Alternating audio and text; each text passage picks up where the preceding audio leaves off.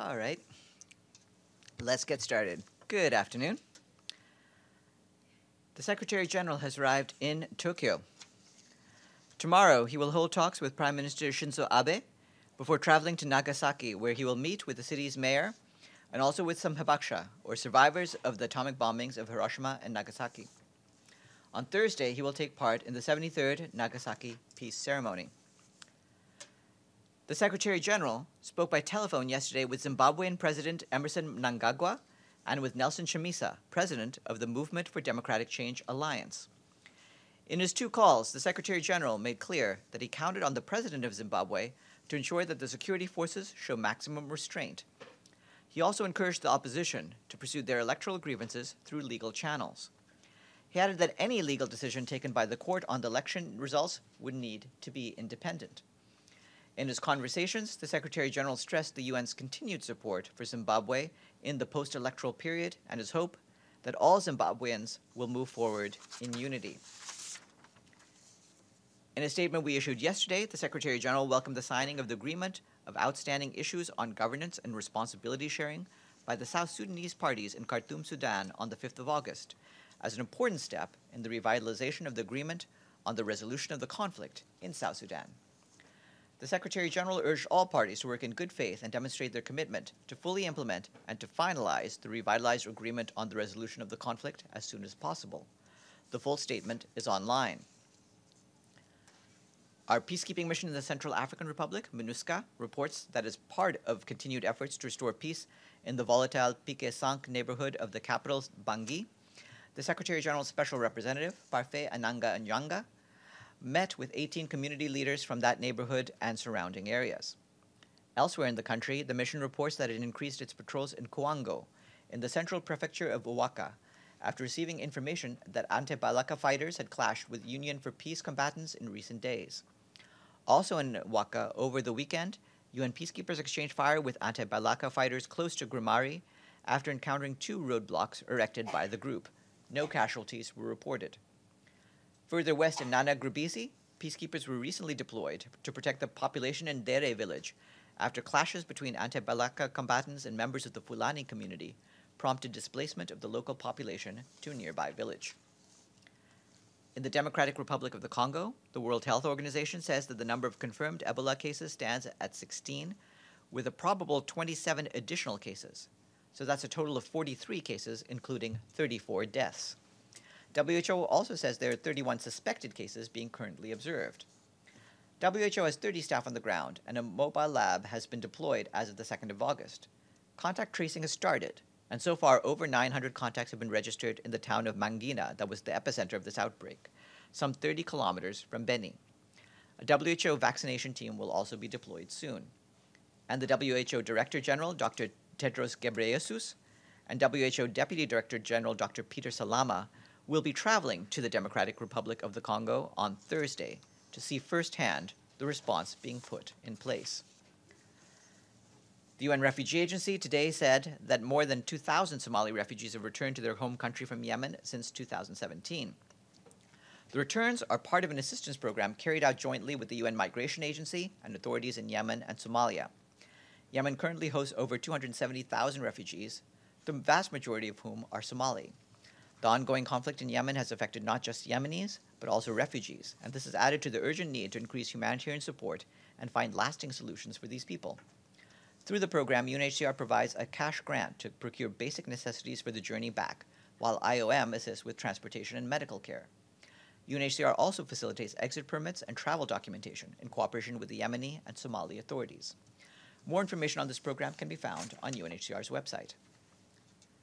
And the UN Refugee Agency today welcomed the decision by the Brazilian Supreme Court to overturn a decision by a federal judge to close the border with Venezuela and suspend admission of people fleeing that country. The border was briefly closed yesterday, and UNHCR reported that some 200 Venezuelans were not able to finalize their immigration procedures. UNHCR has been supporting the government as it keeps the borders open and allows people to enter the country to find a safe place to restart their lives. UNHCR has a team present at the border and will continue to monitor the situation. That's it from me. Are there any questions? Yes, Carol.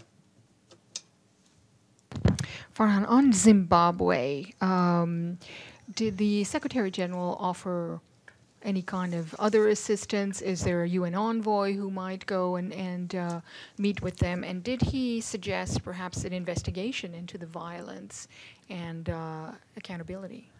Well, I think I've said the basic content of the two calls. Part of the point is that he does stress that the UN will continue to support Zimbabwe in the post-electoral period. If there's something that the parties want the UN to do, of course, we're willing to consider that. But he essentially was making sure that all of the various sides, all of the participants in the election, will abide by the results and channel any grievances through the appropriate electoral process. Yes, Edie. As a follow-up to that, what was the response of Emerson Mnangagwa and Mr. Chamisa?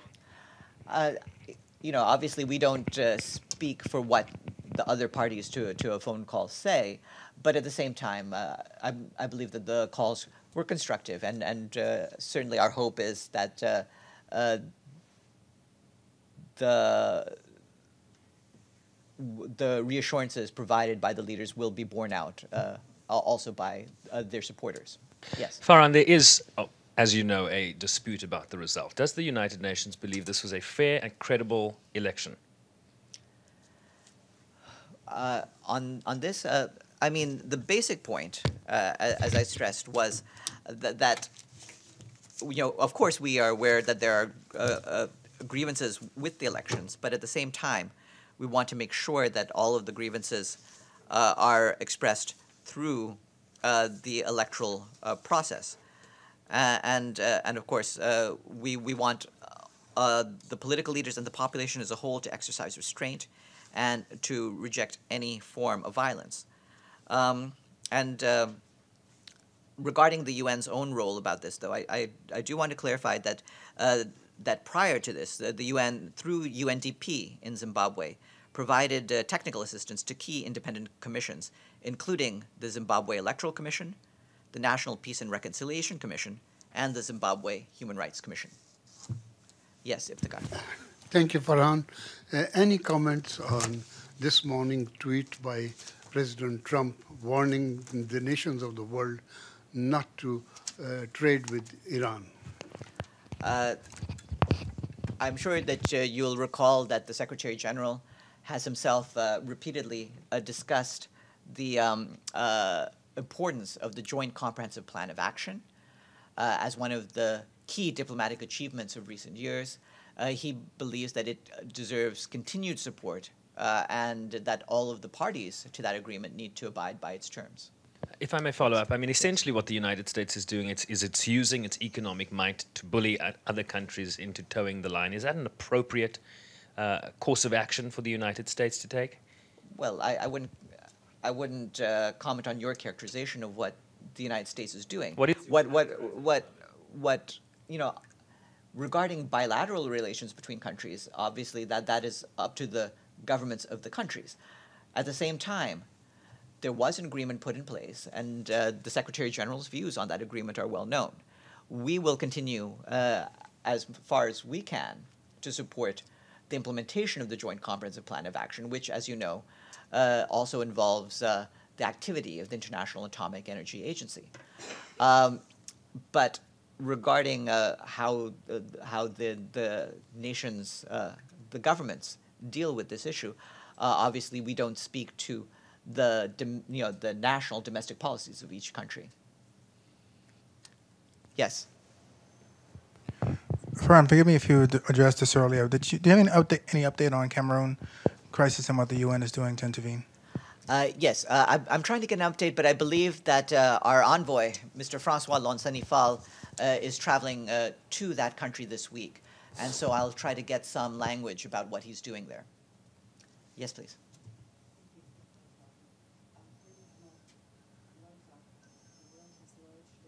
The humanitarian crisis in North Korea, where 10 million people need humanitarian aid.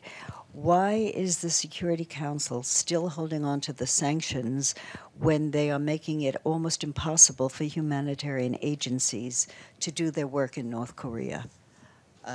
As you know, it's up to the members of the Security Council themselves to speak for the actions of the Security Council. I don't speak for those. You're quite right that Mark Lowcock has made clear our humanitarian concerns about the Democratic People's Republic of Korea, and we'll continue to emphasize his comments.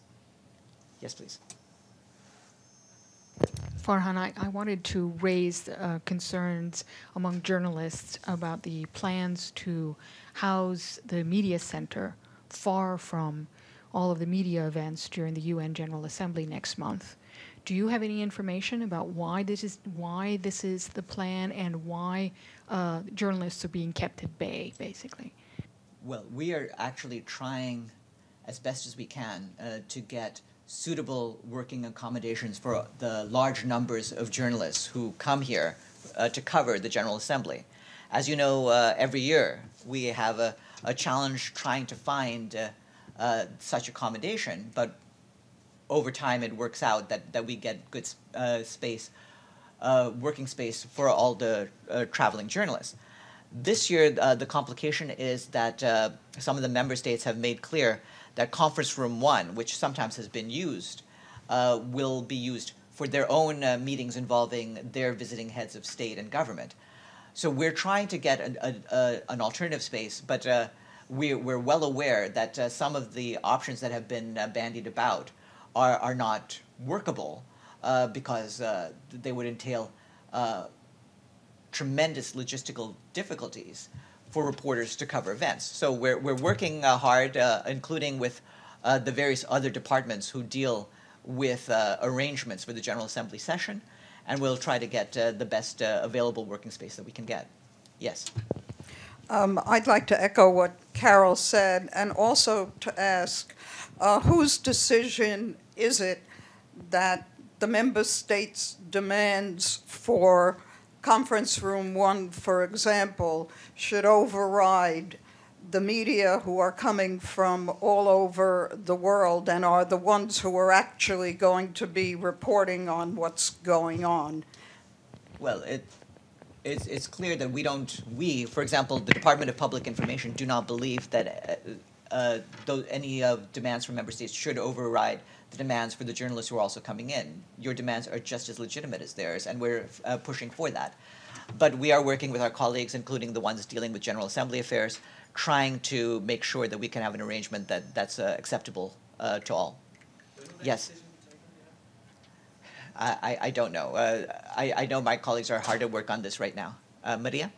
Yeah, thank you. Actually, following up on the same issue, and is there any particular state which demanded the use of conference room, which seems to be, especially for journalists, or there are several states? There are several states, partly because there are several different events on the key days at the start of the week that will require a large number of seats. And so there's only a certain number of conference rooms that will accommodate those. Yes? Hi.